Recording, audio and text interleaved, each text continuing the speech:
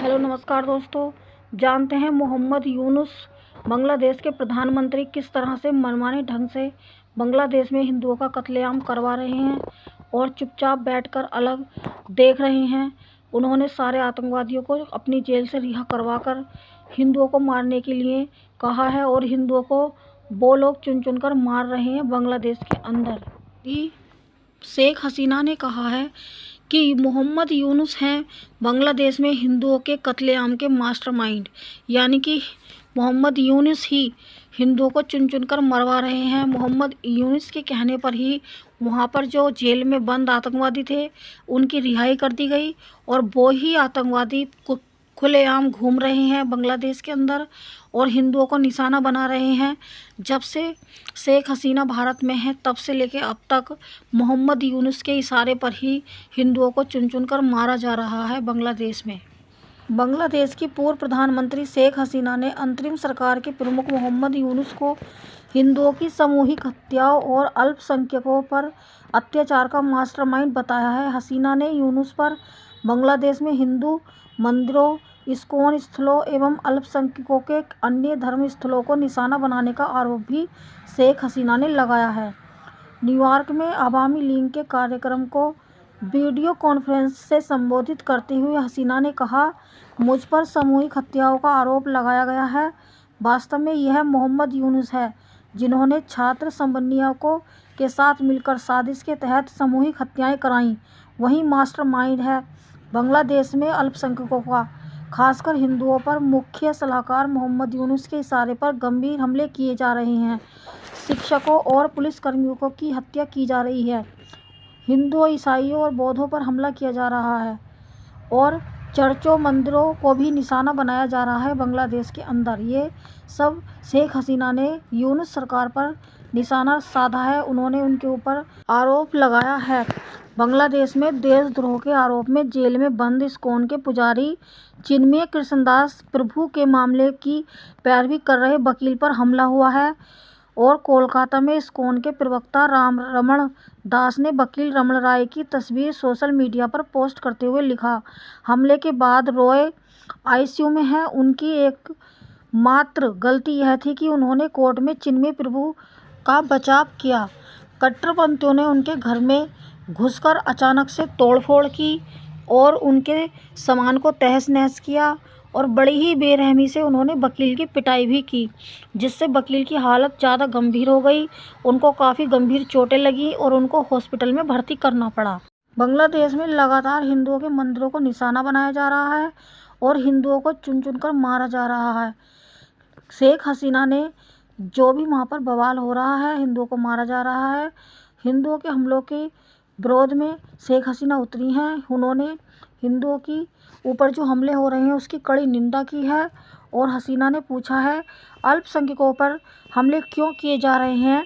हसीना ने कहा, Bangladesh nationalist party के नेता और पूर्व पीएम खालिदा जिया के बेटे तारिक रहमान ने भी लंदन में कहा कि अगर मौतें जारी रहीं तो यह सरकार नहीं चलेगी। हसीना ने कहा कि वह नरसंहार नहीं चाहती थी, इसलिए देश छोड़ने का फैसला किया। देश छोड़ने के बाद हसीना ने भारत में शरण ले ली है और तब से ही वह भारत में ही हैं। बांग्लादेश ने अगरतला सहायक उच्च आयोग की सेवाएं निरस्त की, उच्चायुक्त से जताया विरोध। त्रिपुरा में बांग्लादेश मिशन पर हमले के बाद बांग्लादेश ने अगरतला सहायक उच्चायोग की सेवाएं निरस्त कर दी हैं।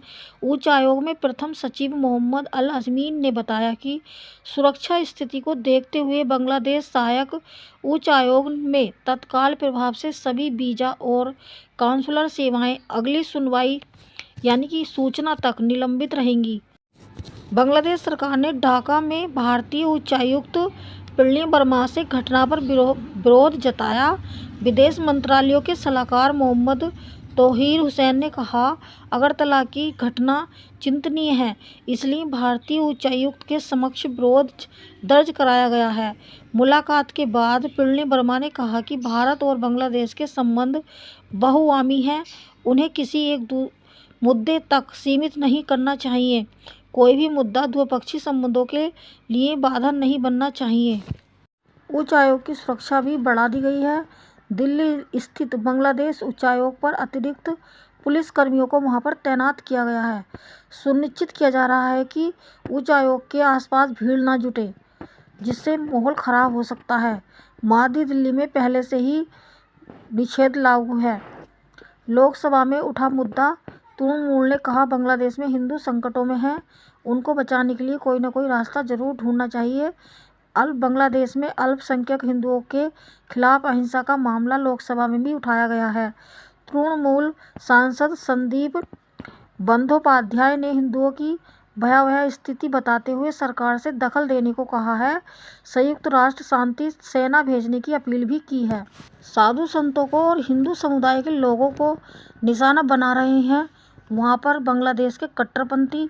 इसकी निंदा होनी चाहिए। लोगों को एकजुट होना चाहिए इसके खिलाफ कि जिस तरह से हिंदुओं को निशाना बनाया जा रहा है।